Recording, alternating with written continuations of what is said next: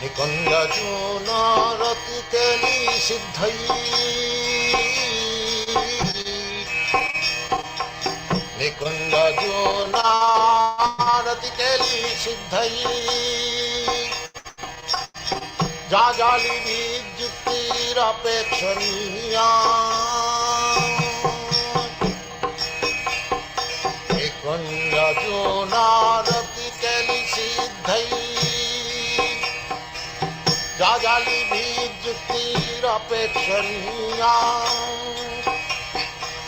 तत्रातिदाक्षादति बल्लवश्यम्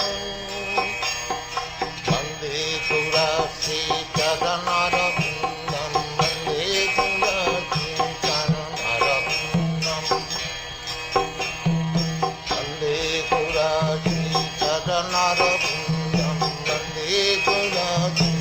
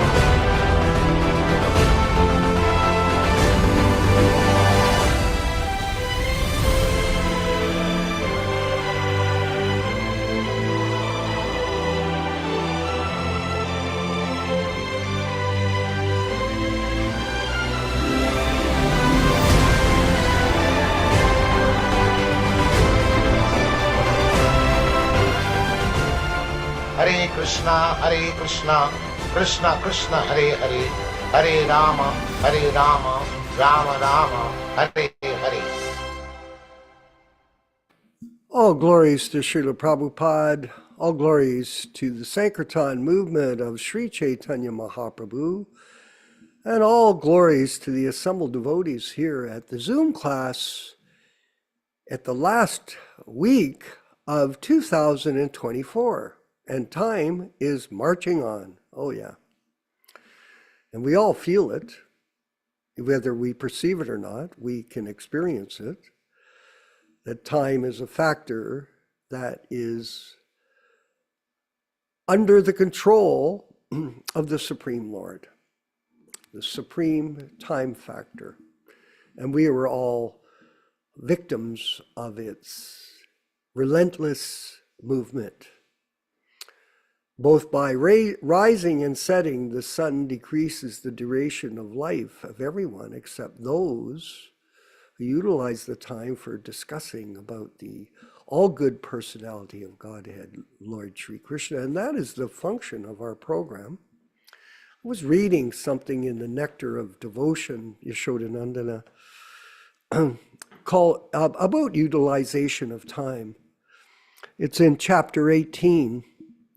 Of the Nectar of Devotion, a character of one in ecstatic love. And Rupa Goswami describes the characteristics of a person who has actually developed his ecstatic love for Krishna. The characteristics are as followed. One, he is always anxious to utilize his time in the devotional service of the Lord. He does not like to be idle. He wants service always, 24 hours a day without deviation. 2, he's always reserved and perseverant. 3, he's always detached from all material attraction. 4, he does not long for any material respect in return for his activities. This is Prabhupada's perfect example he set for all of us to follow. 5, he's always certain that Krishna will bestow his mercy upon him. And Prabhupada received that mercy from Krishna in his efforts to serve his spiritual master. 6, he's always very eager to serve the Lord faithfully. 7, he's very much attached to the chanting of the holy names of the Lord. Oh yes, Prabhupada always chanted his rounds. More than his rounds, he chanted all the time. 8, he was always eager to describe the transcendental qualities of the Lord. Prabhupada prolifically printed and published books about the transcendental glories of the Lord in his multiple incarnations. 9, he's very pleased to live in a place where the Lord's pastimes are performed, Mathura, Vrindavan, or Dwarka. And Prabhupada left his residence in Vrindavan on the order of his spiritual master to preach Krishna consciousness in the Western world. So he sacrificed even that for all of humanity. And I wanted to read from the utilization of time. An unalloyed devotee who has developed ecstatic love for Krishna is always engaging his words in reciting prayers to the Lord.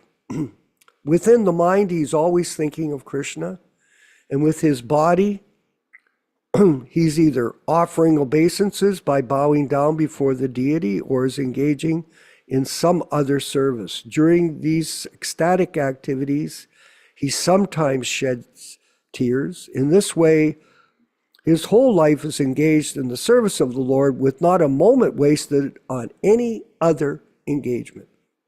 And Srila Prabhupada perfectly demonstrated this utilization of time while he was conducting his work in spreading Krishna consciousness in the early 60s. And Mother Uchisha, he never wasted time, because a second of time cannot be bought back by millions of gold coins, as Chanakya Rishi taught us. It's the most valuable asset is your time. And I wanted to thank Yashodanandana Prabhu for the wonderful ceremony that he conducted on Monday for the initiation process of Rupa Goswami and another Mataji from New Jersey. What was her name? What was her new initiated name, Yashoda Nandana Prabhu? New name was Hari Prana Devi Dasi, which is a name of Srimati Radharani from the Narada Pancharatra, as translated by Bhaktivinoda Thakur and currently by Kushakrata Das. Hari Prana Devi Dasi. So this was wonderful. And I had a chance, thank you very much for the program, because I had a chance to tune in and be a participant, an attendee. It was beautiful. And the fact of the matter is that I left the program on the speakers on the computer, and it was filtering through the whole house, the sounds, all the mantras and the chanting and the Hare Krishna chanting, and it was just a tremendous vibration emanating from the screen. And one of the significant things, Mother Uchisha, was that Prabhupada was being stressed as the bona fide acharya in the program. There was no other person being acknowledged as a so-called leader or guru. And this was a great relief for all of us. And somehow or other, some people criticize us for that. Can you believe it? We're promoting Prabhupada. No, don't do that. You've got to be in the present with the Vapu, with some kind of bogus guru. This is just very unfortunate that people think like this. and they tell others this. This is called misinformation. And I want to thank Yashodanandana. I was Prabhu, who I was mentioning. I read this passage from the Nectar of Devotion about utilization of time. So Prabhupada's mentioning that the unalloyed devotee who has developed ecstatic love for Krishna is always engaging his words and reciting prayers to the Lord.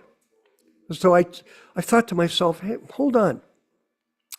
Now, it doesn't matter what aspect of devotional service that you become attached to. Any of the 9 processes are valuable. And the most important thing is that you become attached to one of the processes, absolutely. Because any one of them can deliver you. Just any one. You don't have to be all 9. If you just have one that you like, if you like to chant, or you like to study, or you like to serve prasadam, some way in your life you have a particular attachment, some particular love for executing devotional service. This will take you back to Godhead. And I thought to myself, okay, let's look at this passage again. An unalloyed devotee who has developed ecstatic love for Prabhupada, I've replaced the name Krishna with Prabhupada because there's no difference between the spiritual master and Krishna. He's the mercy representative of the Supreme Lord. And Prabhupada is the foremost preacher, excuse me, foremost preacher of Krishna consciousness in the history of the world. Oh, some people would say, well, how can you say that? Well, it's self-evident by all the literatures he wrote, all the lectures he gave, all the letters he sent, all of the effort that he made, the history of his whole work proves that to all of us, especially because sometimes I talk to my PhD friends, philosophers. I don't want to brag, but I have a few I know. They're complete lunatics. And I ask them this question, who is the most important person to give philosophy nowadays? And they look at me, well, what do you mean? I say, well, it's the people that are alive. When you're alive, you're able to create philosophy, understanding. When you're passed away, the record is there, but you have a chance now.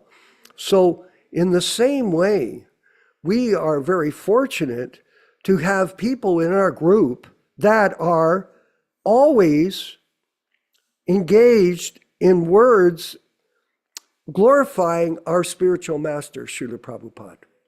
And that ceremony was an example of it. It was all pervasive.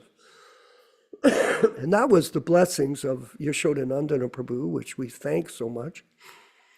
Within his mind, he's always thinking of Prabhupada. Try to think who it is.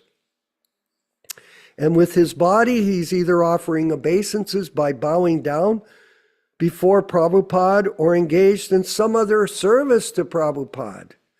During these ecstatic activities, he sometimes shed tears. Well, whatever. In this way, the whole life is engaged in the service of Srila Prabhupada with not a moment wasted on any other engagements. Does that make sense? Yes, it does. This is the way that Aprakrita was operating as a devotee. Huh? You know it, Mother Richisa. I know it too. Very humble, very reserved, but nonetheless focused on spreading the Sankirtan movement with whatever he could do. He wasn't looking for praise. He wasn't looking for money. He wasn't looking for adoration or worship, but he was looking for service. And this is the sign of a pure devotee, that they have dedicated their lives in their entirety to the service of Srila Prabhupada and the explanation of the truth to others. And we have that opportunity in our group. Yes, we do. And those of you who understand this realize that we are on the path of a liberation by the mercy of the association of pure devotees. That's as simple as it is. So we can celebrate Christmas with a genuine understanding of spiritual life, not like these current ceremonies which have nothing to do with liberation, with emancipation, with God consciousness. It's simply buy presents, kill turkeys, drink alcohol, and waste your time in frivolous activity. And even worse, our people that were in our movement, they're not with us, that's for sure, that waste their time in personal self-aggrandizement. It's a shame, it is a shame, it is a triple shame. You know, because we're not after anybody, but we do take the role of not compromising on Prabhupada's role as the bona fide spiritual master. And we're going to go to the diaries briefly. Oh, we're almost finished your Shodhanandana. I maybe will pass on that so we can get to the class. So I apologize, everybody. It's the Christmas message today. It's the Boxing Day sales. We're giving out the free knowledge, no charge, no salaries. So thank you, everyone.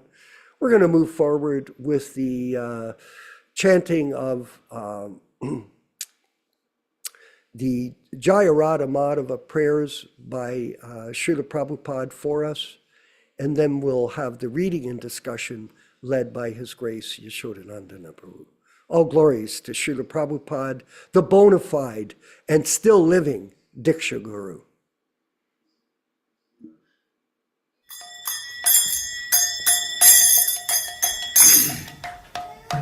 Sai.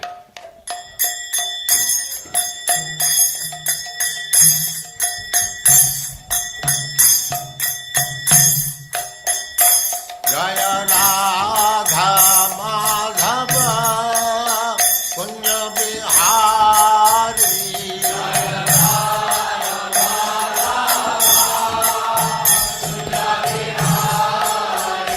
Jaya Radha Madhava Punya Bihari.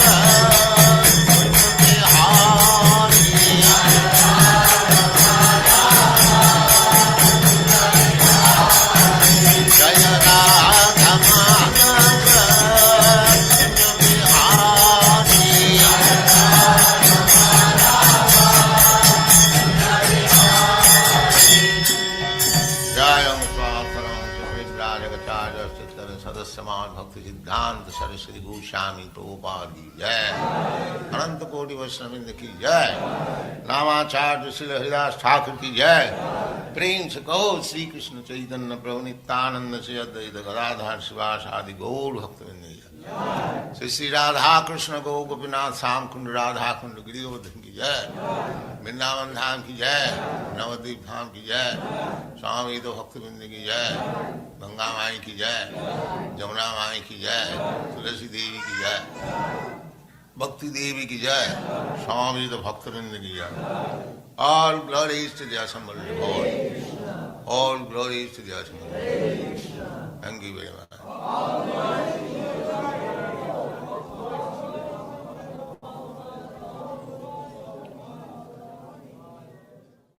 Om Namo Bhagavate Vasudevaya.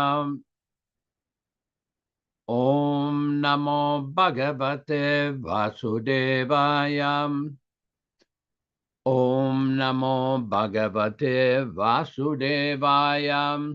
O my Lord Sri Krishna, the son of Vasudeva, the all-pervading personality of Godhead, I offer my respectful obeisances unto you. From Srimad Bhagavatam 1:1:1. Narayanam namaskrityam. Narayanam namaskrityam. Naram chaiva narottamam. Naram chaiva narottamam. Devim saraswatim vyasam. Devim saraswatim vyasam tato jayam mudirayat. Tato jayam mudirayat. One should utter the means of conquest, Srimad Bhagavatam and Sri Chaitanya Charitamrita, after offering respectful obeisances, 1, to the personality of Godhead Narayana, 2, to the Naranarayana Rishi, who is the supermost human being, 3, to the Mother Saraswati, the goddess of learning, then 4, to Srila Vyasadeva, the author, from Srimad Bhagavatam 1-4. Welcome everyone to this reading and discussion on Sri Chaitanya Charitamrita. It should be noted that this reading is being conducted on the basis of Srila Prabhupada's original non-adulterated, non-edited, and non-interpolated version in 1974.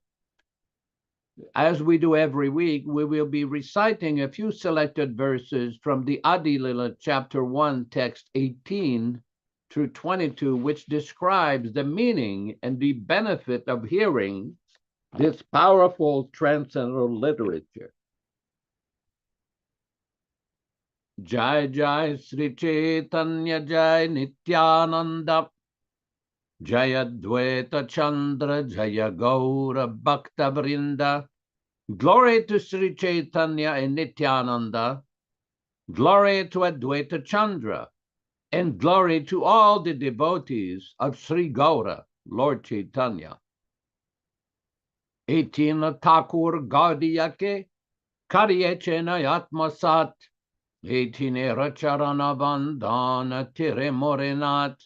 These three deities of Vrindavana, Madan Mohan, Govinda, and Gopinatha have absorbed the heart and soul of the Gaudiya Vaishnavas, followers of Lord Chaitanya. I worship their lotus feet, for they are the lords of my heart. Grantera Rambe Karimangala Charana Guru Vaishnava Bhagavan Smarana. In the beginning of this narration, simply by remembering the spiritual master, the devotees of the Lord, and the personality of Godhead, I've invoked their benediction. Tinera Smaraneoi Vigna Vinashana Anayaseoi Nijavanchita Purana. Such remembrance destroys all difficulties and very easily enables one to fulfill his own desires. Se Mangala Charanoi Trivida Prakar Vastu Nirdesha Shirvada Namaskara. The invocation involves three processes: defining the objective, offering benedictions, and offering obeisances.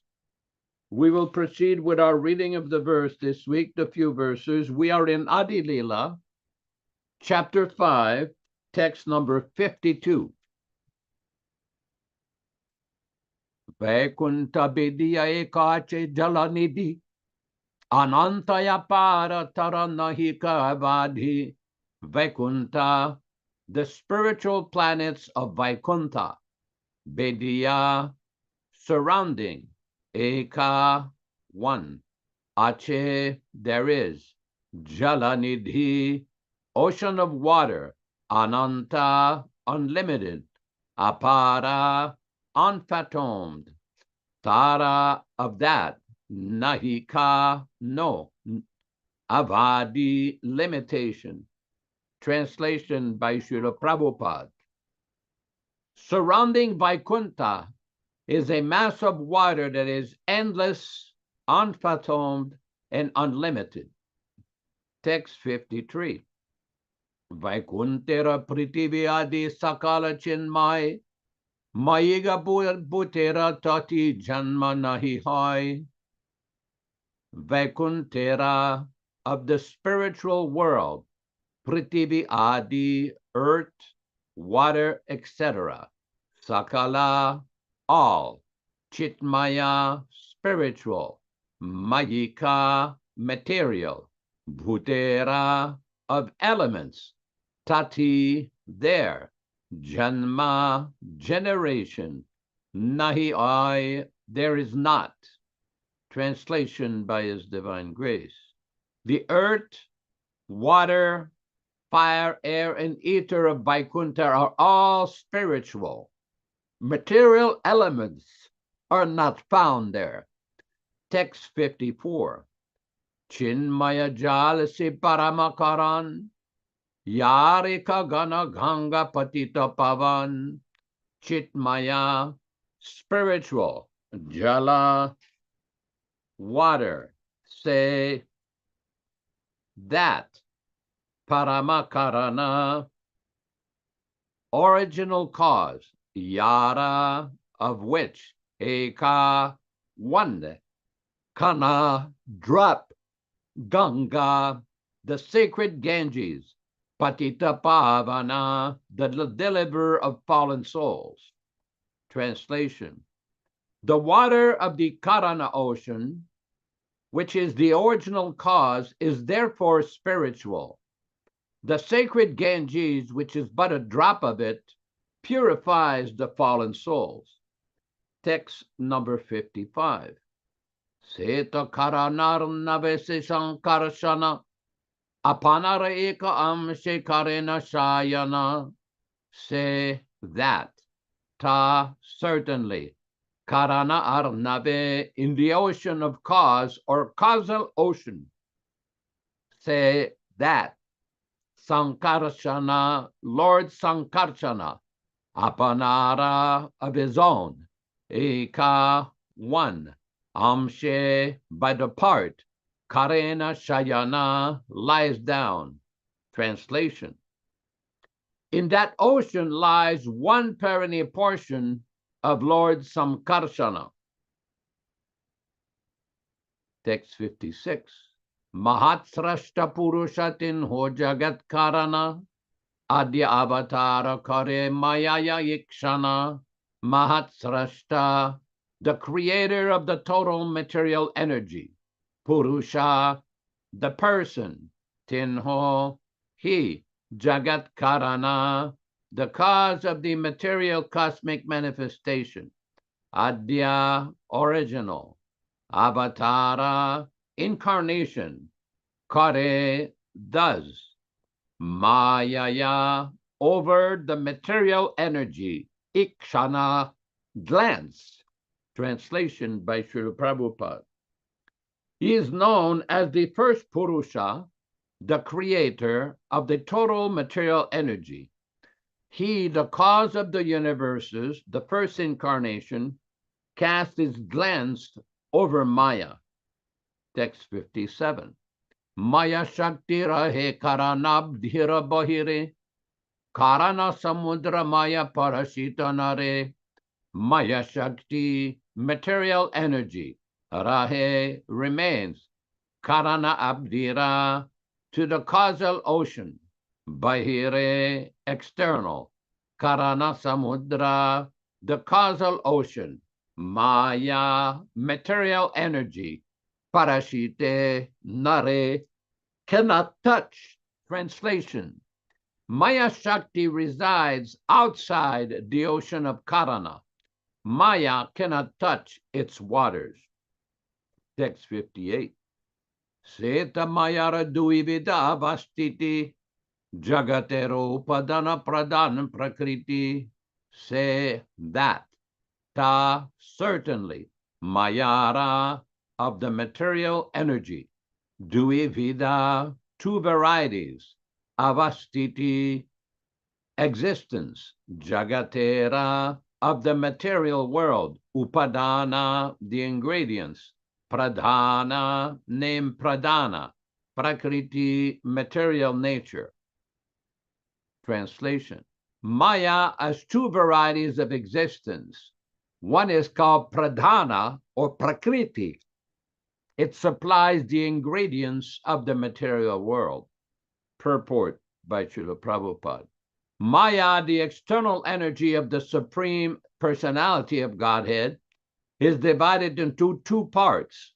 Maya is the cause and the ingredient of the cosmic manifestation. As the cause of the cosmic manifestation, she is known as Maya, and as the agent supplying the ingredients of the cosmic manifestation, she is known as Pradhana.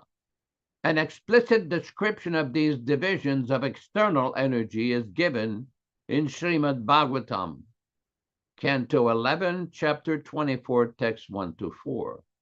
Elsewhere in Srimad Bhagavatam, Canto 10, Chapter 63, Text 26. The ingredients and cause of the material cosmic manifestation are described as follows. Kaludevam karma jiva swabhavu dravyam kshetram prana atma vikara tatsanghato bijaroha prabhas tvanmayesha tannishedam prapadye. O my Lord, time, activity, providence, and nature are four parts of the causal aspect, Maya, of the external energy. The conditioned vital force, the subtle material ingredients called the dravya, and material nature, which is the field of activity where the false ego acts as the soul, as well as the 11 senses and 5 elements, earth, water, fire, air, and ether, which are the 16 ingredients of the body. These are the ingredients aspect of Maya. The body is generated from activity, and activity is generated from the body.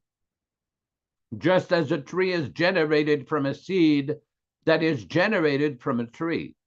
This reciprocal cause and effect is called Maya.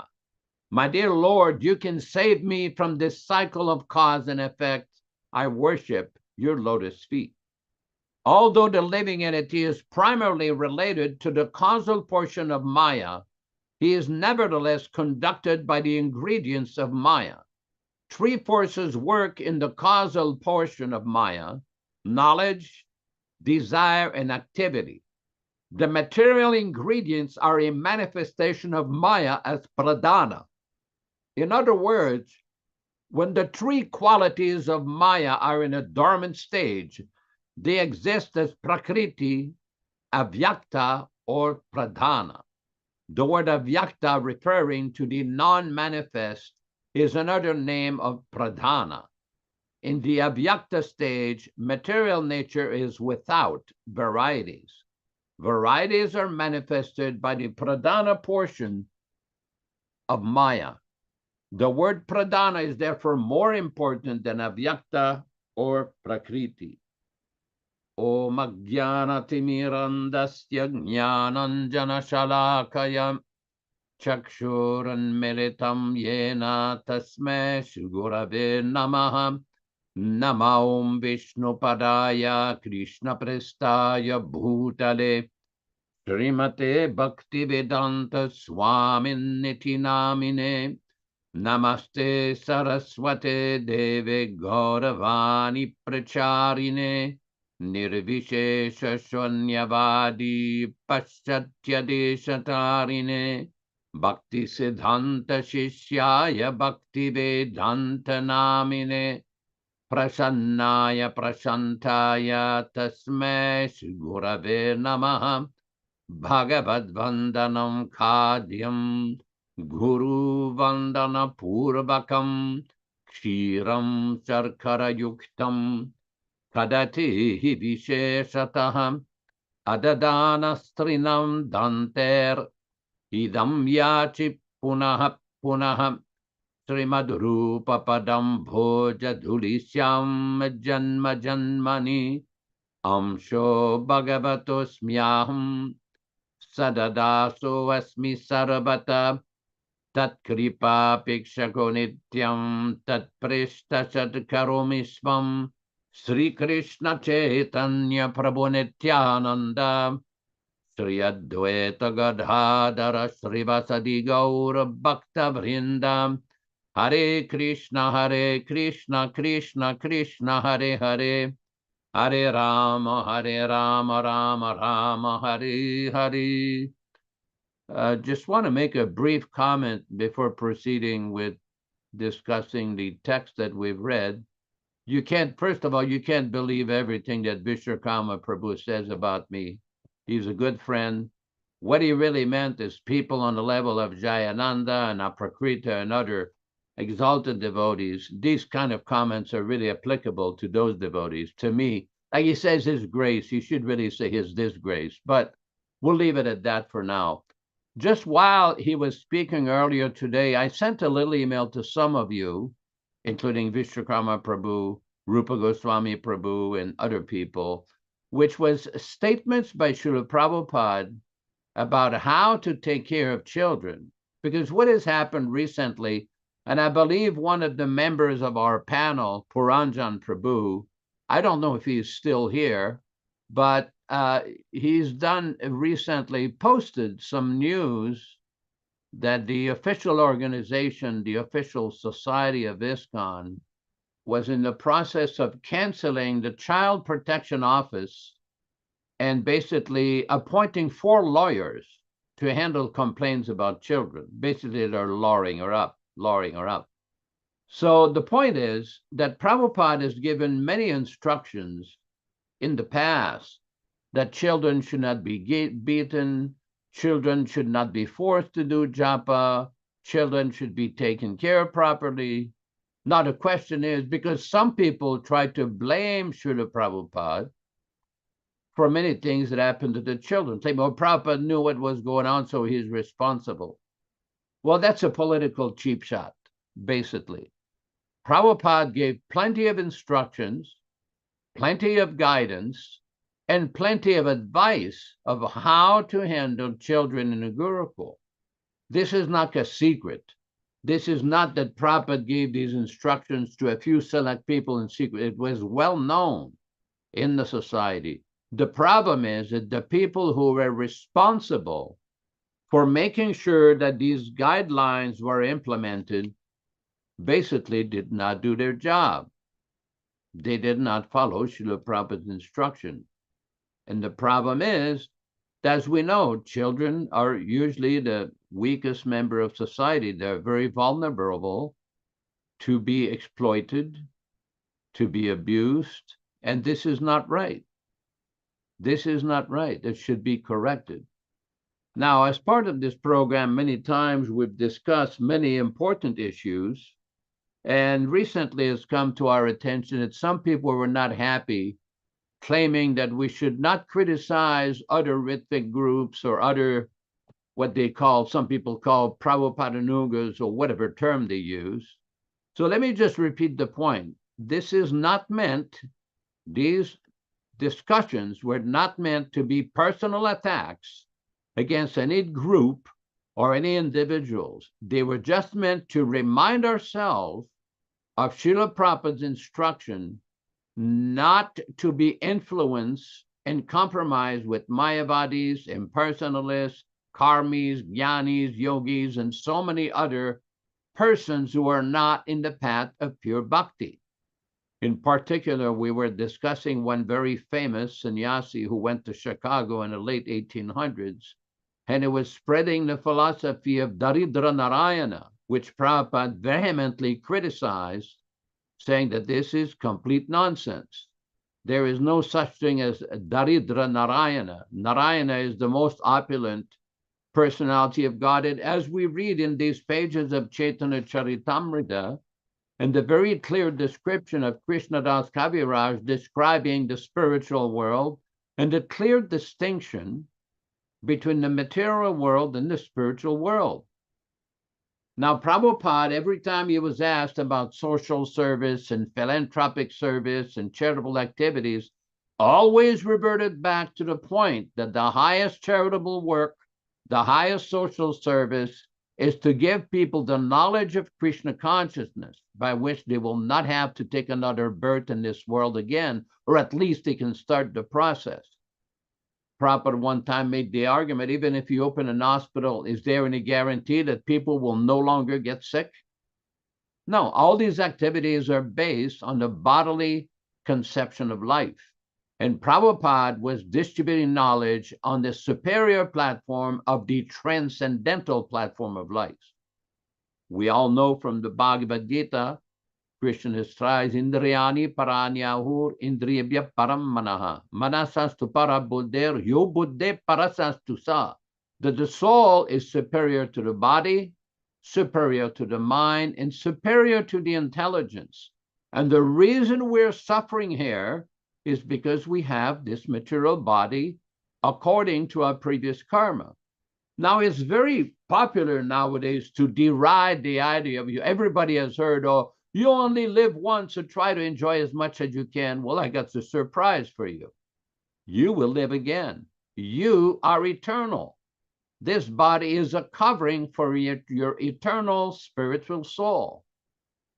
And because we're entangled in this material, we are covered by Maya, by illusion.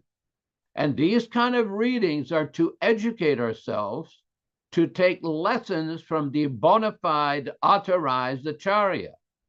The Acharya gives knowledge to the student. He teaches the Vedas to the student. This is what Srila Prabhupada is doing every single day in his books. Sometimes people say, oh, how can Prabhupada be described as being the Diksha Guru? Because he gives the Divyam Jnanam. He gives the perfect, absolute, transcendental knowledge through his instructions, through his books, through his conversation, through his letters. And those who are disconnected from the actual service of the Acharya are trying to emphasize their vapu over Prabhupada's Vani. And that will never work. That's why there is so much chaos. Just tonight, I got an email message sent to me. It was a conversation that Prabhupada wrote in a book called On the Way to Transcendence, which was taken from some lecture. Basically, Srila Prabhupada was explaining that devotional service has to be performed in a specific way. According to Rupa Goswami Prabhupada in his Bhakti Rasamrita Sindhu, kindly and mercifully presented Prabhupada by Srila Prabhupada as the nectar of devotion, there's a very important verse. It is described, Shruti Smriti Puranadi Pancharatikra Vidim Vina Ekantikir Harer Bhaktir Utpatayeva Kalpate. What this means is bhakti, or the practice of devotional service, must be performed according to the Shruti, the Smriti, the Pancharatra, and the authorized version of the Acharyas, the spiritual professors of Vedic science. If it is not done properly that way, what will happen is utpat, chaos. There will be chaos in a devotional society and chaos in the regular society. Sahajiya. Prabhupada used to often quote his Guru Maharaj, his divine grace, Srila Bhaktisiddhanta Saraswati Thakur Prabhupada, saying that when our men will become sahajiya, they will become more dangerous. And this is the problem with concocting and manufacturing processes and ways and means that were not prescribed and given by the Acharya, whether it is in the format of new style of kirtan, concocted mantras, concocted bhajans, fanciful way of offering bhoga to God knows who and how long they're going to be around, changing the methods of doing artik, changing the method, the proper method authorized and shown, directly implemented by the Acharya Srila Prabhupada, and the list goes on. So many new things are being invented, all on the basis of this falsehood that Prabhupada allegedly appointed certain individuals to be acharyas or diksha gurus, which was a lie, a falsehood, and a fabrication. People may say, oh, you need a living guide. What you need is to get your brain cells correctly aligned so you can hear properly from the acharya. Srila Prabhupada, during his manifested presence, would often initiate people. He would be in Calcutta or Bombay. He would authorize an initiation for somebody to be initiated in Toronto or London, England, or God knows, Timbuktu or whatever. He was not physically there at the fire sacrifice. He authorized representatives to do things on his behalf, the details or the ceremonials. But because it was authorized by the empowered acharya, it was considered bona fide.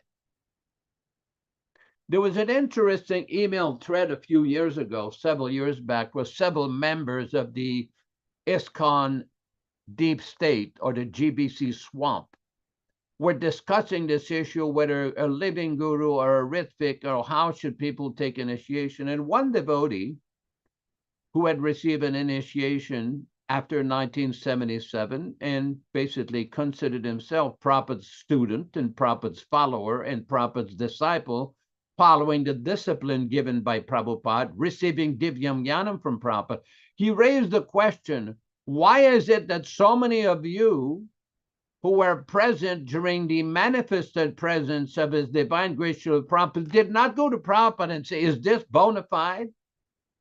What you're doing, you're sitting here in Calcutta initiating somebody in Toronto, but you're not physically there.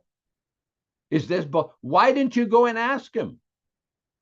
I would have loved to see the reaction if somebody would ask that kind of question. As a matter of fact, the only person in the history of ISKCON who dared to challenge Prabhupada as to this bona fide position as a guru, who was claiming that our discipline session is not bona fide because of this exact issue of physical bodily succession.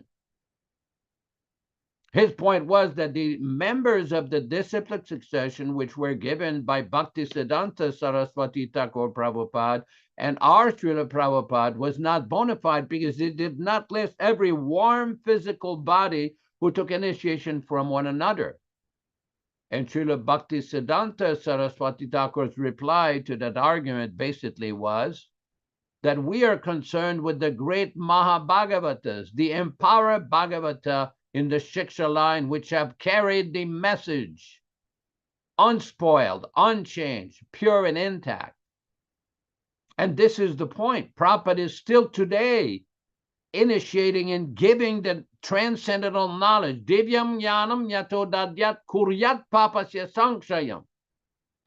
Jiva Goswami Prabhupada, in his Bhakti Sandarbha, as quoted by Srila Prabhupada, by His Divine Grace, A.C. Bhaktivedanta Swami Prabhupada, in a Nectar of Instruction, explains initiation means receiving Divyam Jnanam. And this is what destroys the karma, the papa, papat sankshayam.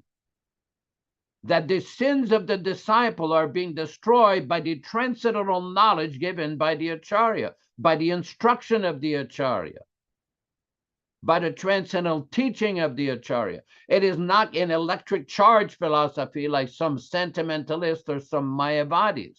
How do they explain Prabhupada sitting in Calcutta, initiating somebody who's sitting in Toronto in a fire sacrifice, and the ceremonials are being handled by somebody else, like the temple president? For example, Vishwakarma did that several times. People were being trained for 6 months to a year before. They would chant their rounds. They would follow the program. They would engage in spiritual activities, Mangalarti, Japa, Tulsi worship, Bhagavatam, go on Samkirtan. In the evening, Bhagavad Gita class, Samkirtan, take Prasadam together. This was the process which Srila Prabhupada introduced for all of his students. But those whose intelligence has been stolen by Maya, Mayaya Paritagyana, they think it's a physicality thing, Vapuvad, that the guru is to be physical.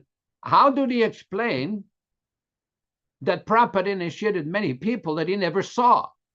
They never physically met with him. As a matter of fact, we do know in 1966, a few people got to spend a few months with Srila Prabhupada in New York, but most of the time, Prabhupada did not spend 6 months with anybody. For those of you who have studied Hari Bhakti Vilas, you know, there's recommendation. Prabhupada mentioned this in the Chaitanya Charitamrita, that the disciple should live with the guru physically for 6 months and test one another. It's called pariksha, mutual examination between guru and disciple. How is that being done? Prabhupada introduced a system of representatives, where he's the Acharya, he's the absolute authority, and he's empowering his representative to do things on his behalf. Well, why did that change? Why did that change? Because the personal ambition came in. In 1977, certain ambitious people, which we often refer as the deep swamp, a secret cabal of people, invented this philosophy, this Vapuvad philosophy. They did not carefully study Prabhupada's books. They did not carefully analyze Prabhupada's teachings. And when several Brahmins tried to bring some points to them, very valid and important points, they didn't care to hear. Their only idea is, we're the managers, we're in charge, we're in power, do what we say, otherwise here's the door. Maybe you should ask Solochan what happened. When you ask too many probing questions, too many questions for which they had no answers, they still do not have answers, they resort to madness, banning, beating, suing, ostracizing. What is this nonsense? Is this a mafioso cult? Is this become a Sahajiya cult? What is this? And they still cannot answer questions. That's why you never see members of the deep state of ISKCON coming to this program and answer questions. Because we do have questions. The same questions that were raised in 1978, 79 from so many devotees, they still have not answers. I mean, some of them were so mad, they assassinated a devotee in 1986 because he was raising too many embarrassing questions about some members of the deep state, the cabal that took over the assets of ISKCON and drove away and kicked out so many members of Srila Prabhupada's family. And the result is that many women were exploited and abused, many children were abused and exploited, many devotees were kicked out, and still, this is what is described by Srila Prabhupada in the Nectar of Devotion, Utpatayeva kalpate. When you don't follow the order of the Acharya, when you don't follow the instruction of the Acharya, it's guaranteed there will be chaos and disturbances. Not because we say it, because Rupa Goswami says it, because Srila Prabhupada says it, because the Acharyas say it. In October of 1977, Srila Prabhupada in his room in Vrindavan at the Krishna Balaram temple gave a very ominous warning that my only concern is that the aims and the ideals of this institution may become dismantled. Now, we're not going to go through a long laundry list of all kinds of things which have been dismantled. We're just trying to point out that there are some very important issues which are still applicable and important today. That is why devotees should take full shelter of Srila Prabhupada, read his books carefully, and just like we discussed in that initiation ceremony, nobody should accept worship. Prabhupada, in the last few months of his manifested presence, did not mention anything about these pranam mantras, pad titles, people jumping on their trampolines on vyasasanas. None of this was discussed by Prabhupada. Why? Because this is only the business of a Mahabhagavata, topmost Mahabhagavata, as described in Sri Chaitanya Charitamrita, Madhya Lila, chapter 24, text 330. Only such a person is fit to occupy that position of guru, who is on that level. Who was on that level in 1977? We know Prabhupada was, but many people thought they were. Just in my closing remark here, there was a very interesting statement made by a police officer in the Berkeley Police Department, because he was investigating many alleged incidents of criminality in Berkeley by followers of one of the members of the original 11. And he said there was Prabhupada, and then there were those who thought that they were Prabhupada. There was only one Prabhupada in this movement, and he should only remain the actual Acharya. He currently is the bona fide Diksha Guru, Shiksha Guru, and Vartamana Pradashaka Guru. If people carefully study his books, they will understand. Hare Krishna, all glories to his divine grace and his bona fide disciples. Hare Krishna. Haribo, thank you very much. Very enlightening comments from His Grace Yashodananda Prabhu for us to all contemplate, and very relevant to the process of devotional service and how to execute it, because this process is based, Ram Raghava, on sound, Vani. It is not based on Vapu. And this yoga process of hearing and chanting about the glories of the pure devotee is part of the devotional service of his disciples. Our business is to maintain Prabhupada's position as Acharya, Guru, and not allow anyone to usurp that position for whatever reason. And this was discussed so brilliantly by Yashodananda tonight, Prabhu, that this was the case, that Prabhupada was minimized by others, his disciples. And that minimization has caused complete chaos spiritually for thousands of people. It's a very insidious cancer. And we're seeing it in dealing with people, ourselves, in this effort to try to promote Prabhupada as the bona fide spiritual master of this society in his Vani incarnation. It's a very unfortunate thing that's happened. Because really all of us are peace-loving. All of us are kind. All of us are concerned about everybody else's welfare. Generally, people are like that. Especially in our group, we care. But somehow or other, people misunderstand it. That when we tell people we dissent, there is dissension in terms of understanding the position of the guru.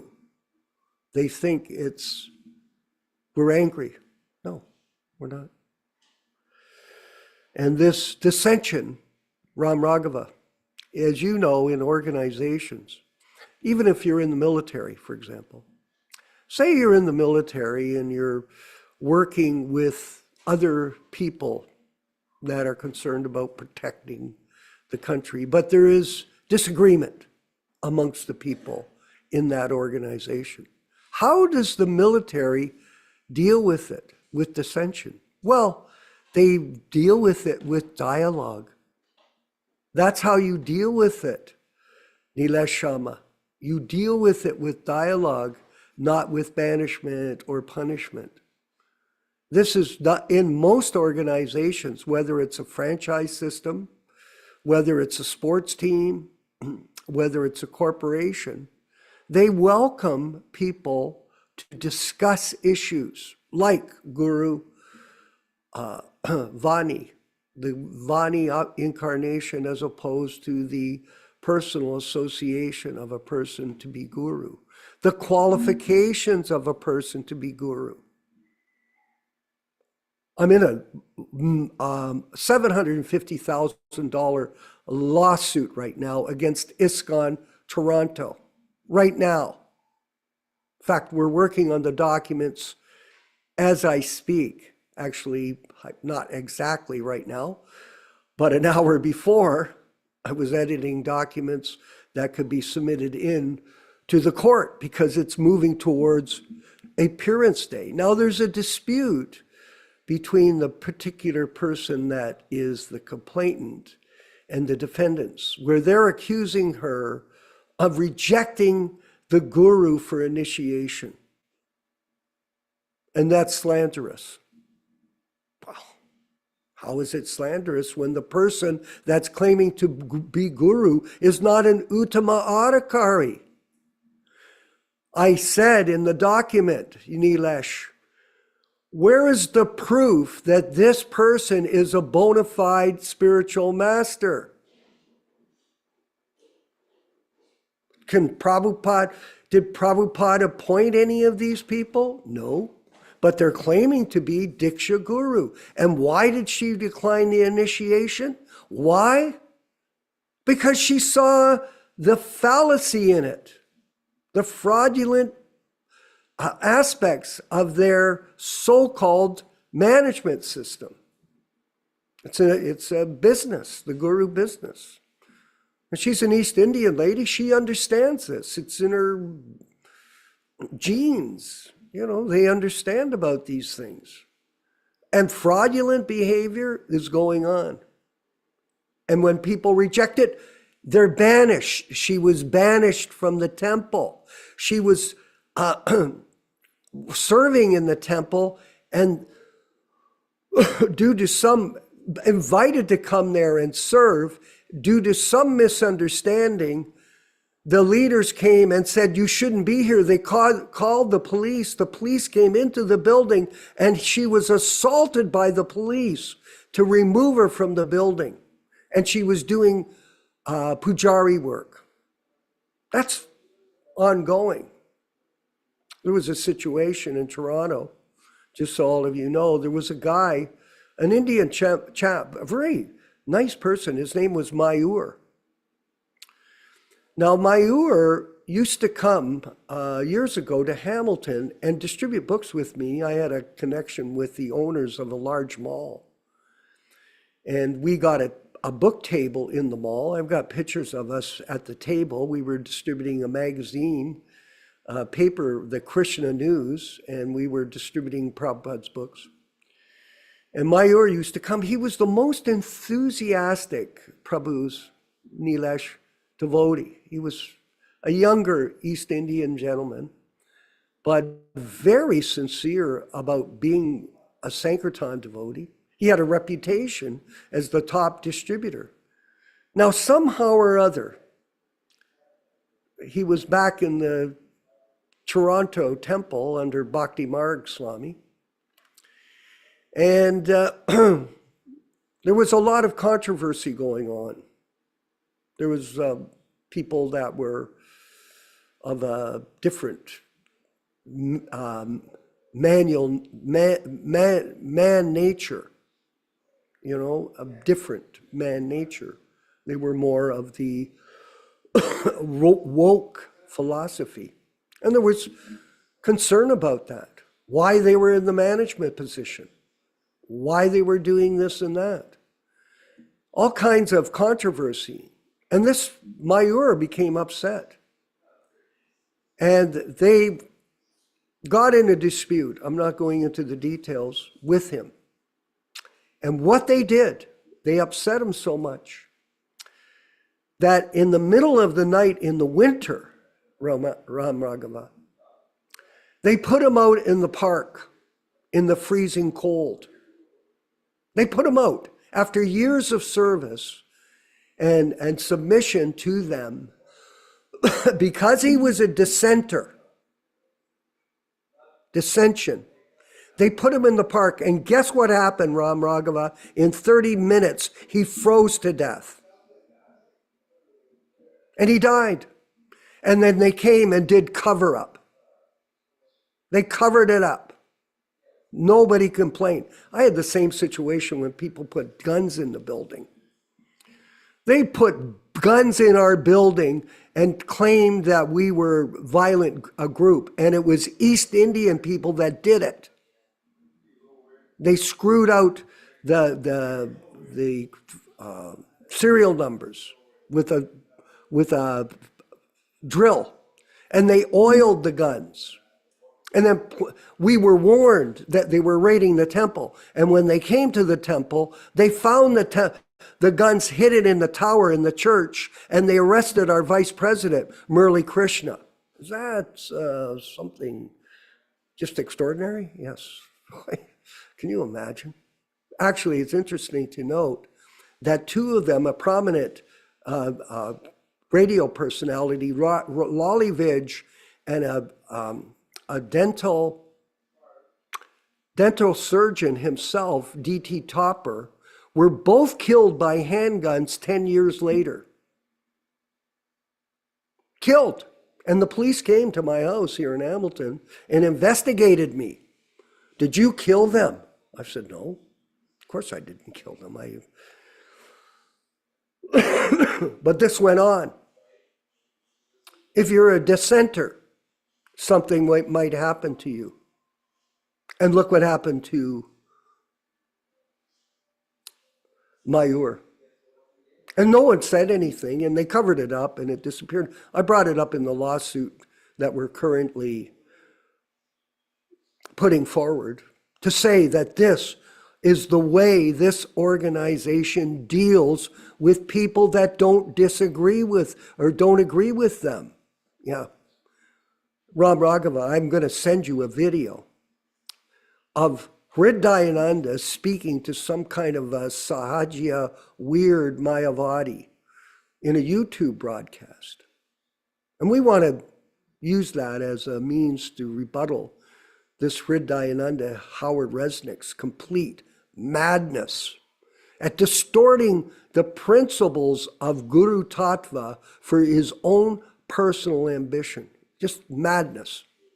This movement has been totally destroyed, everyone, by this contamination from these first 11 people, these so-called Ritvik representatives who put themselves in the position of zonal acharya.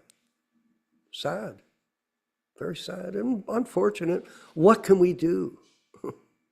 What can we do?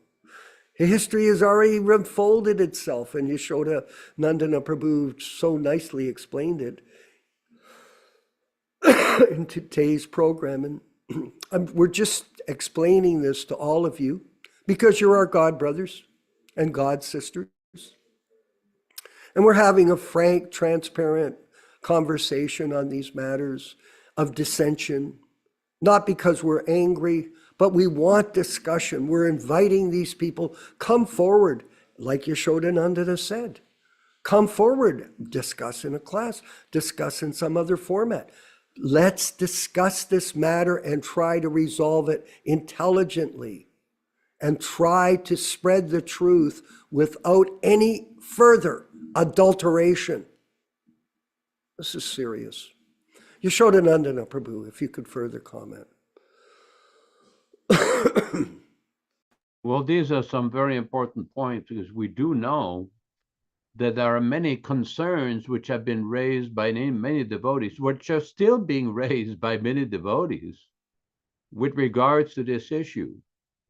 And recently I was informed by Puranjan Prabhu that the society had some kind of child protection office. I don't know if it's called CPO or ICPO. And they had a very responsible, well-trained individual who was heading that, good reputation, and they were wanting to remove him to put 4 lawyers. Now, I don't know all the details. Maybe Puranjan could explain, if you can give him the floor, because I think it's important for the people on here to see the dynamic of what is happening with this very important issue of protecting the children. And just before you may want to move to him, I want to read from a letter for Srila Prabhupada. This is a letter to a lady named Swati on January 1st, 1972.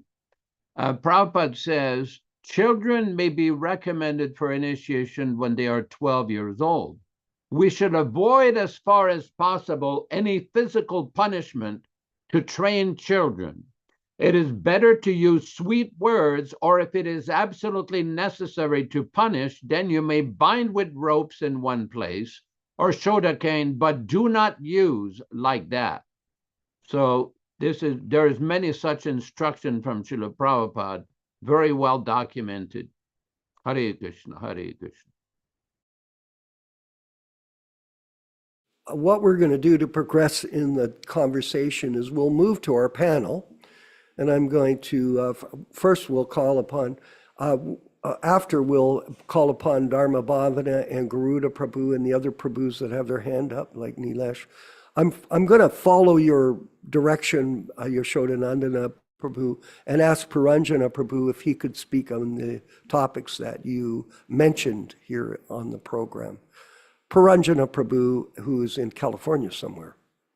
I see your picture. I hope you can get to the microphone. Haribo. Haribo. Yeah, Haribo. I got an interesting letter from a devotee who was an associate of Hari Kesh. And he said that in 1997, when we started the child molesting lawsuit, the GBC made a public letter, which it was a press release to the media and everybody, apologizing for all the problems. And they said they were going to make a $1 million fund to fund a child protection office for ISKCON. Well, that never manifested. Now, according to this devotee who was associated with Hari Kesh had borrowed $3 million from the mafia, and he needed to pay them back, and he was leaving at that exact time, 1997.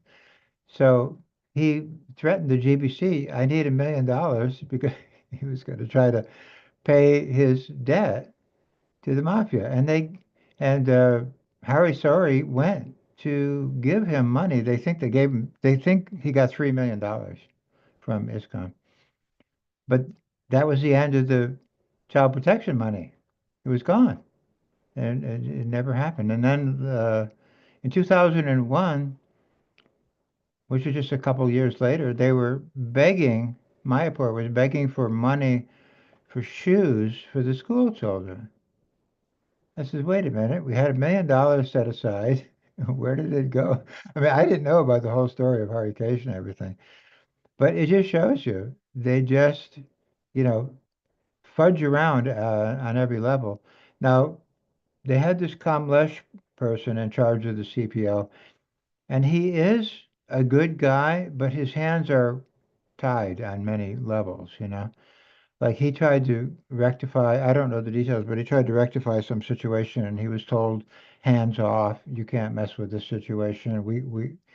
we're going to take care of it. Don't you, get involved and stuff like that. So he disappointed some victims. That's the bottom line. Some victims were depending on him to help, and he told those victims, I can't help because, there's the higher ups are not allowing me. Anyway, so in the meantime, they're saying they're going to get rid of, they've made term limits on the CPO. There's no term limits for ISKCON, GBC, Guru, none of that. It's a lifetime position. But they decided the CPO is going to be 3 years only. All of a sudden, they just came up with this thing. It's obviously a scam way of getting rid of Kamlesh and the lady that works with him. And they're going to be replaced now by a 4-person panel. All 4 of those persons are lawyers, including female lawyers.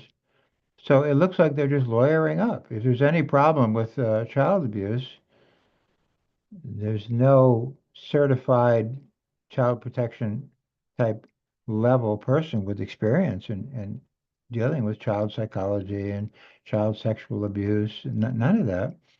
Now you got to talk to a lawyer who has no experience in that topic. So it just looks like another issue of, lawyering up.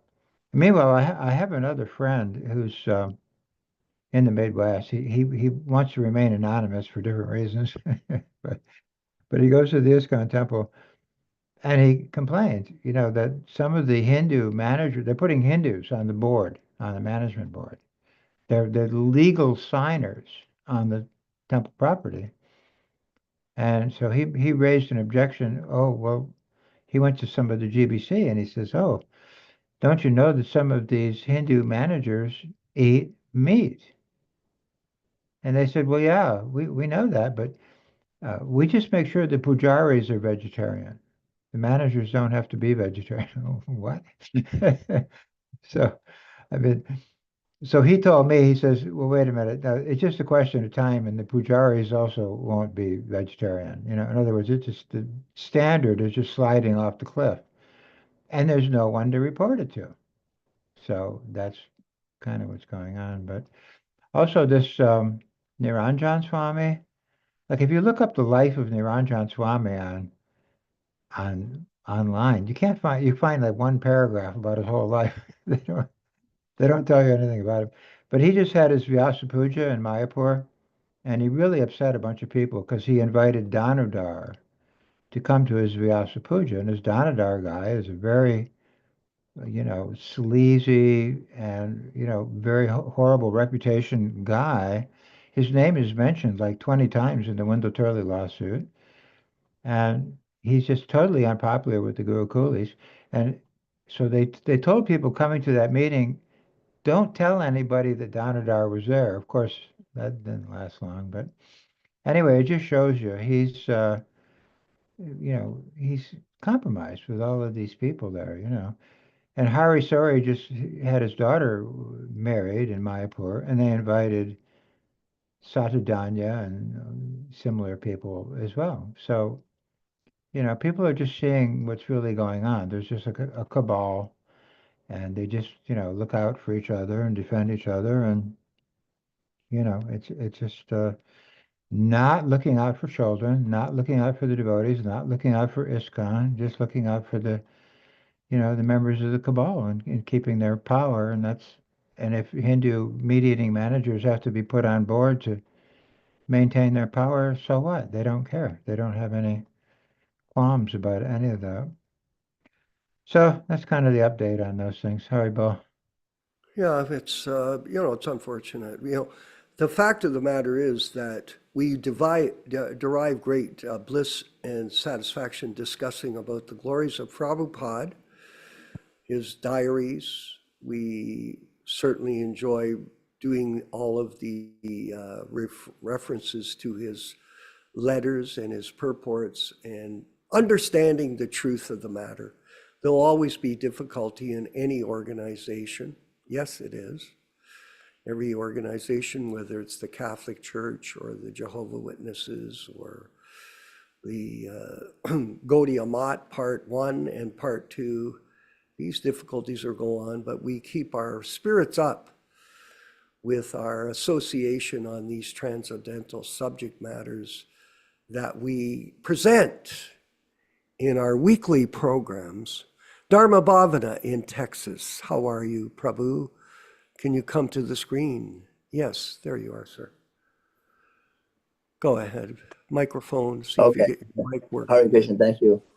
Yeah, well, today's class was a lot about the, parampara, and we started talking about the child abuse at the end. And I was thinking about, out of all the different CPO decisions over the last 30 years or so, I've never seen any really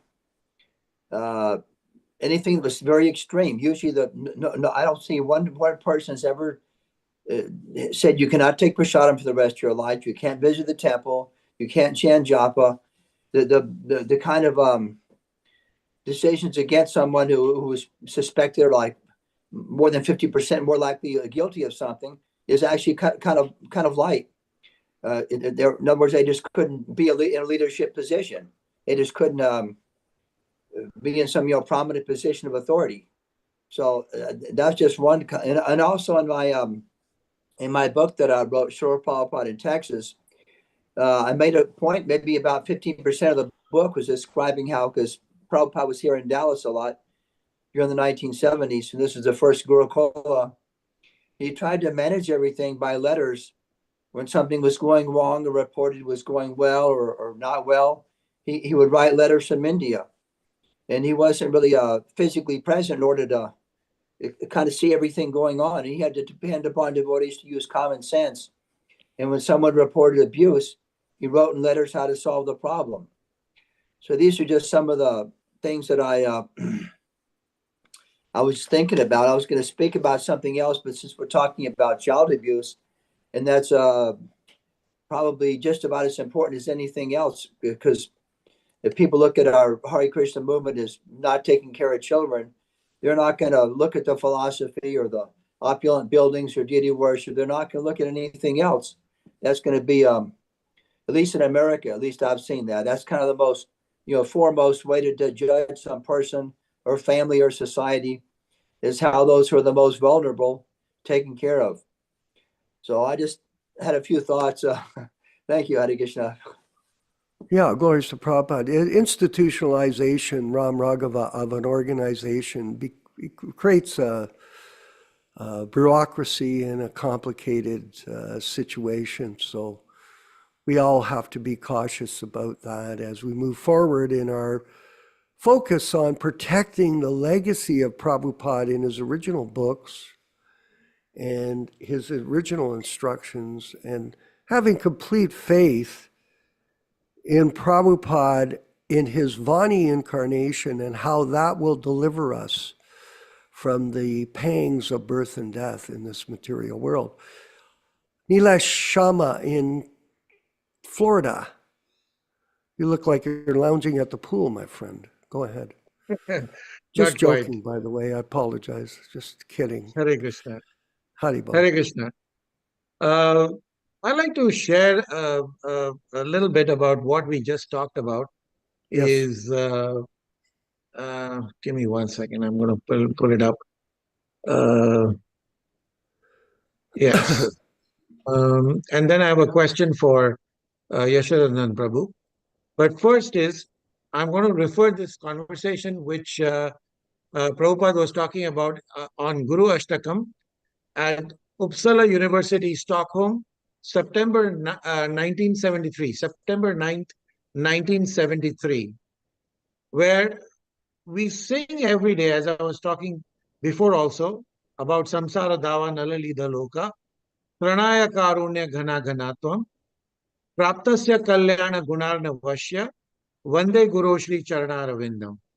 This word Praptasya Kalyana Gunarna Vashya, this is what we want to talk about.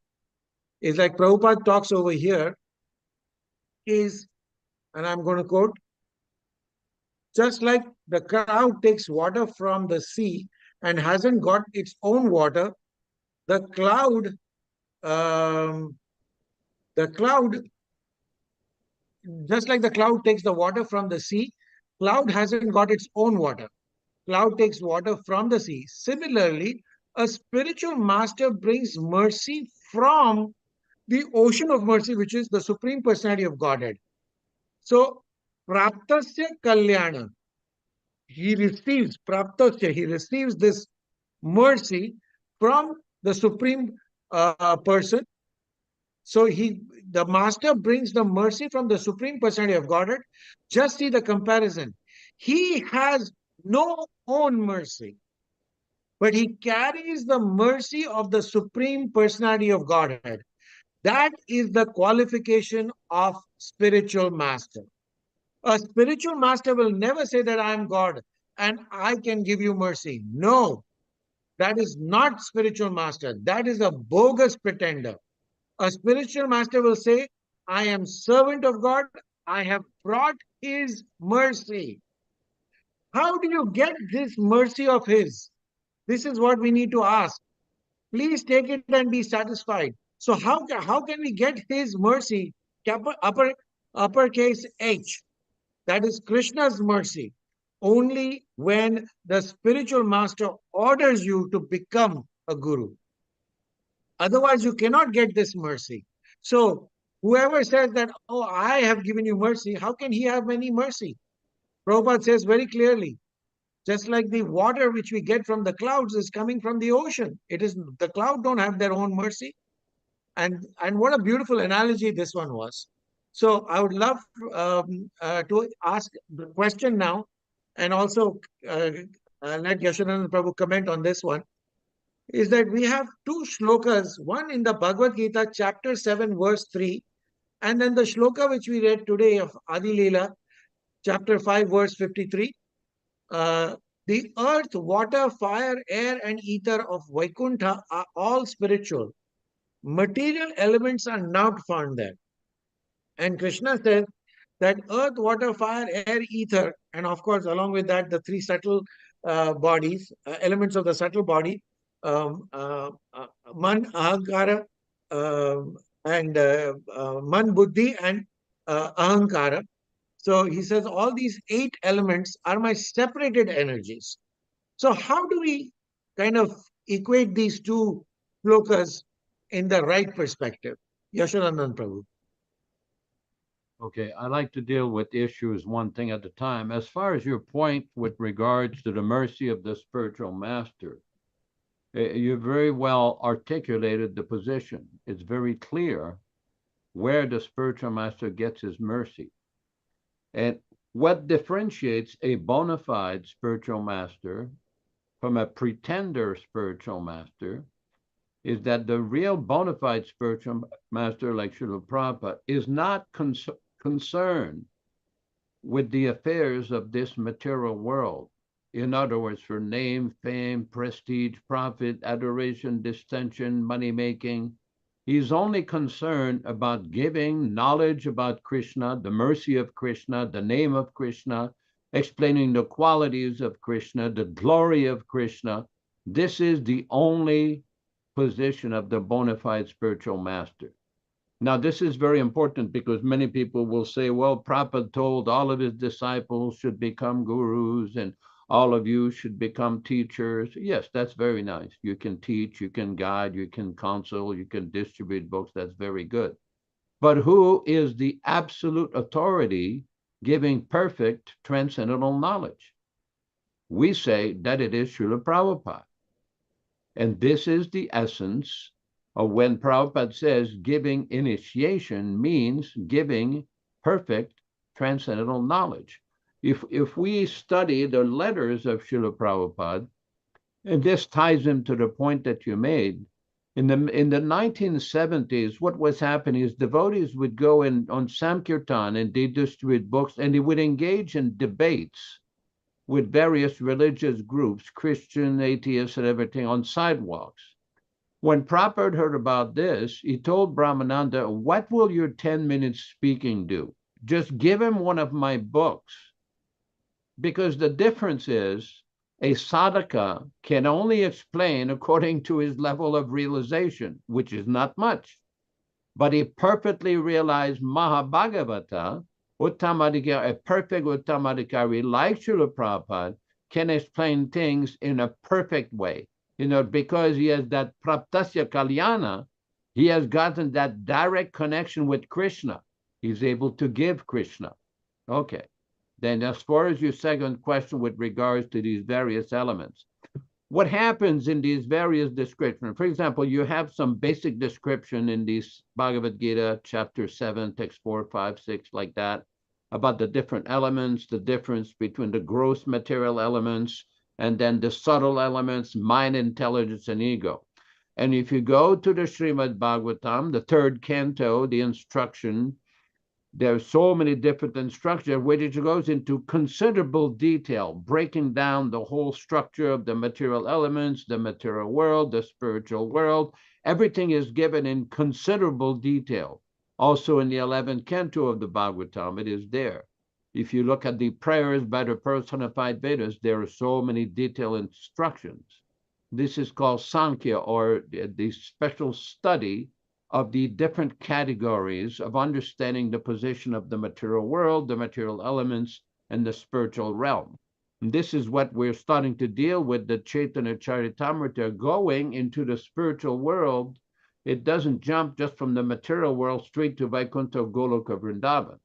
What we are reading here is the explanation about the Karana ocean, where the Mahavishnu is residing, and how does the material energy activates the creation of the material world and the living entities according to their karma. I mean, this is a very detailed topic, but you can see how Krishna Das Kaviraj systematically is each and every verse. He's explaining about the material world, the Viraja River, the Karana ocean, like that, and the spiritual world, the position of the Vaikuntha world. We've read in previous verses about the position of what's called the Chaturvyuha, Pradyumna, Aniruddha, Vasudev, Samkarshana. It is very detailed explanation from Srila Prabhupada. So this is why Prabhupada used to say, read my books, study my books. There is a difference between cursory reading and detailed analytical study. This is why Prabhupada wrote these kind of long purports that we have seen in Chaitanya Charitamrita. So devotees would deepen their understanding. Prabhupada is getting that knowledge from the spiritual world, putting it into his book so that we could absorb that mercy coming from the spiritual world and try to understand our position and the position of the spiritual world and how to get back there. Just trying to address your point. I think there's another. Well, we'll go to her. Just one second. In fact, there's a good corollary over here, Prabhuji, which you just made, is that we are getting Prabhupada's mercy or Krishna's mercy through Prabhupada, through his books. And if we change those books, what are we doing to the mercy? What are we doing? What are we doing to that mercy? Now we are adulterating the mercy by our own material contamination. So that is why if we change his books, we are changing that very mercy. And then how can we be satisfied? And that is why we have all this dissatisfaction and all these problems. Some points. Exactly. Yes. Excellent It's the point. descending process of knowledge. It's descending, not ascending. And it comes by the mercy of the spiritual master. Rochisha Devi Dasi, yes, your hand is up in Montreal. Do you have a question for Yashodanandana? Yes. Go ahead. I'm on mute. You hear me? Yes. We. Please accept my obeisances. I'm studying the Krishna book, and in the 29th chapter, Introduction to the Vasanas, Prabhupada talk about Yoga Maya and Mahamaya. And I was reading when Krishna killed Kamsa, he went to see his parents and he deployed Yoga Maya. And I heard in the Bhagavad Gita class from last year you were talking about Jiva Maya, Atma Maya. So there is different Maya. I don't really understand all the it can be so many Maya. Maybe there is more. In the Bhagavad Gita, Krishna describes Atma Maya means his own spiritual energy. When we refer to these other Mayas, there's the energy of Durga, which is an agent of Krishna to keep the living entities in the material world. If you ever have seen a picture of Durga, she rides on a lion and she has a trident. A trident that's got 3 spikes, and Prabhupada explains that this is the material modes of nature, Mahamaya, to keep the living entities who are in the material world in Maya, in illusion, with the mode of goodness, mode of passion, mode of ignorance, especially the mode of passion and ignorance. So this Mahamaya, this energy of Krishna, keeps the living entities in Maya. Now there's another energy of Krishna, this special Yoga Maya, in which associates of Krishna don't, like Mother Yashoda or Devaki or Vasudeva, the associates of Krishna don't think, oh, he's the supreme personality of God in Narayana. They think he's just my son. So there's a special energy for those who are in the spiritual world, who are completely Krishna conscious, but in their relationship with Krishna, there's a different kind of energy by which they're influenced into that eternal activity with Krishna. So the word is used in different contexts at different times. I think one thing you can try to do, go into PrabhupadaBooks.com, to the left corner, there's a search box, and you can put these words, Maya or illusory energy or Mahamaya, Yoga Maya, and I think you will find many beautiful explanations from Srila Prabhupada in considerable detail, much better than I can explain. But it will help you to understand the clarity how Srila Prabhupada uses these various Sanskrit words and the various circumstances. I'm just respectfully suggesting that. Thank you. Merci, Mataji. Hare Krishna. Well, thank you, everyone, for a very enlivening session again this evening, Thursday evening, on Boxing Day, 26th of December, and we'll be back on Saturday morning for Bhagavad Gita as it is, and reading and discussion, and we hope that you come and bring some friends so that we can continue to expand the truth in our networks. This is called networking. I don't know if any of you have ever been in a multi-level marketing company, but their whole principle is the network. You sell to your friends. And this is what we do. We sell to each other, our friends and our people that are receptive to us, what we're doing. Ron Singh, if you got a comment, you're back from Nepal. Hare Krishna. All right. Thank you very much to all the devotees for a wonderful class, like always. Very unique classes. We would like more people to join. This is a once in a lifetime opportunity for devotees to join. We're reading from the original books and original instructions of Srila Prabhupada. All this has been hidden from the public for many, many years. So with the blessings of the internet, and we have very stalwart devotees who have been practicing for many, many years. They've been actually present with Srila Prabhupada, and with their understanding and clarity, a lot of these things, devotees can have a lot of their questions or all of their questions answered, because it's very important, because we want the genuine teachings from Srila Prabhupada, Acharyavan Purusho Veda. We have seen from the historical study of the movement, from the Gaudiya March to ISKCON 1977, and so many so-called gurus and mismanagement of the assets, devotees being frustrated. So we should not be frustrated, because we should take shelter of Srila Prabhupada, shelter of the proper understanding, correct understanding from the original books. And then our spiritual life will be very blissful, and the path is very, very clear. So if there's some uncertainty or unclarity, please ask your questions, get everything answered. So thank you very much to all the hosts who have been helping out, and Nityānanda and Vishwakarma and all the devotees who have been participating, and congratulations to the devotees who got initiated. Wonderful.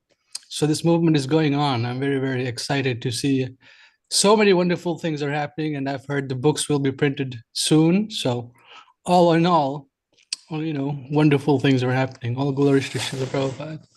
Thank you. Very well spoken. Thank you very much. We really appreciate your participation and everyone that's involved with us. So let's keep going. And this next year we'll have so many wonderful pastimes that we'll be able to announce in the glorification of our spiritual master, Yes. A.C., His Divine Grace, A.C. Bhaktivedanta Swami Prabhupada. All glories to Srila Prabhupada. We'll move Yes. ahead.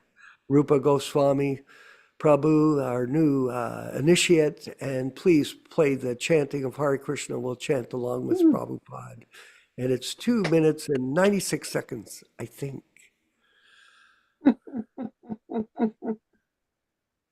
Hare Krishna, Hare Krishna, Krishna Krishna, Hare Hare, Hare Rama, Hare Rama, Rama Rama, Hare Hare, Hare Krishna, Hare Krishna, Krishna Krishna, Hare Hare, Hare Rama, Hare Rama, Rama Rama, Hare Hare, Hare Krishna, Hare Krishna, Krishna Krishna, Hare Hare, Hare Rama, Hare Rama, Rama Rama, Hare Hare, Hare Krishna,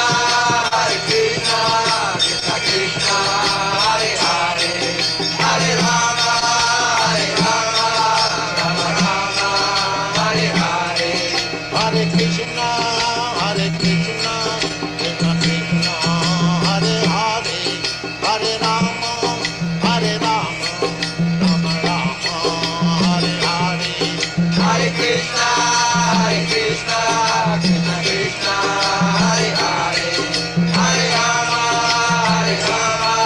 Rama Rama, Hare Hare, Hare Krishna, Krishna Krishna, Hare Hare, Hare Rama, Rama Rama, Hare Hare, Hare Krishna, Krishna Krishna, Hare Hare, Hare Rama, Rama Rama, Hare Hare, Hare Krishna, Krishna Krishna, Hare Hare, Hare Rama, Rama Rama, Hare Hare, Hare Krishna,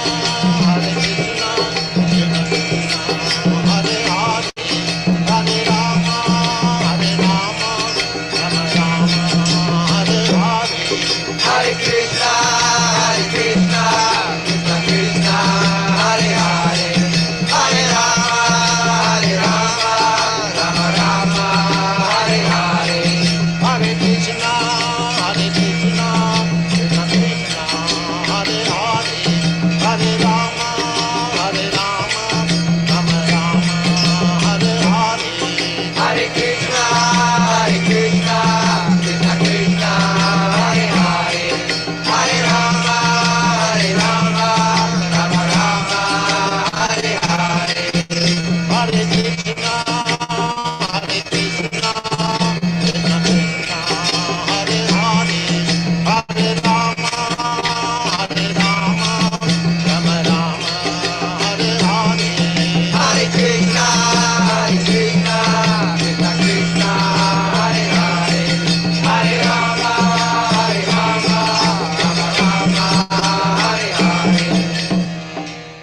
Let us offer our respectful obeisances to all the assembled Vaishnava devotees. Vanchakalpa tarubhyascha kripa sindubhya evacha patitanam pavanebhyo Vaishnavebhyo namo namaha. I offer my respectful obeisances. We all offer our respectful obeisances unto all the Vaishnava devotees of the Lord who can fulfill the desires of everyone, just like desire trees who are full of compassion for the fallen souls. Thanks everybody for participating in this program. Vishwakarma Prabhu in Hamilton, Ontario, Canada. Bhakti Ron Singh in Oroville, California. Rochita Mataji from Montreal, Canada. Ram Raghava from Georgia. And everybody who participated. Bhakti Rupa Goswami Prabhu in Mumbai, India, or Bombay, India, whichever way it's pronounced. Triloka Vijay in Florida. Joe Felicia in Hamilton, Ontario. And our one and unique Krishna Katha in San Diego, California.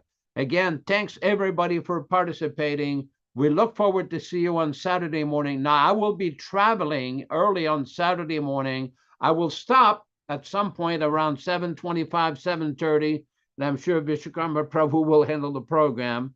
If I'm a little late, kindly forgive me, and I will be more than happy to come on the program and offer a few comments and a few reading from Bhagavad Gita as it is, the glorious explanation of Bhagavad Gita by Srila Prabhupada. Bhakta Ron, it is great to see you again. I hope everything works out with your situation with your fiance or wife in Nepal, and that you get all the legal issues sorted out. Ram Raghava Prabhu, please offer our respectful obeisances in regard to your good father and mother. This is from all of us here at the PDA and HKS. Hare Krishna, all glories to Srila Prabhupada. He lives forever by his divine instructions, and the follower lives with him. Hare Krishna. Hare Krishna, Krishna Krishna, Hare Hare, Hare Ram, Ram Ram, Hare Hare. Hare Krishna, Krishna Krishna, Hare Hare, Hare Ram, Ram Hare Hare. Hare Krishna, Krishna Krishna, Hare Hare, Hare Ram, Ram Hare Hare. Hare Krishna, Krishna Hare Hare, Hare Ram, Ram Hare Hare. Hare Krishna, Krishna Krishna, Hare Hare, Hare Ram, Ram Hare Hare. Hare Krishna, Krishna Krishna, Hare Hare, Hare Ram, Ram Hare Hare. Hare Krishna, Krishna Krishna, Hare Hare, Hare Rama, Rama Hare Hare. Hare Krishna, Krishna Hare Hare, Hare Ram, Ram Hare Hare. Hare Krishna, Krishna Hare Hare, Hare Ram, Ram Hare Hare. Hare Krishna, Krishna Hare Hare, Hare Ram, Ram Hare Hare. Hare Krishna, Krishna Hare Hare, Hare Ram, Ram Hare Hare. Hare Krishna, Krishna Krishna, Hare Hare, Hare Rama, Rama Rama, Hare Hare.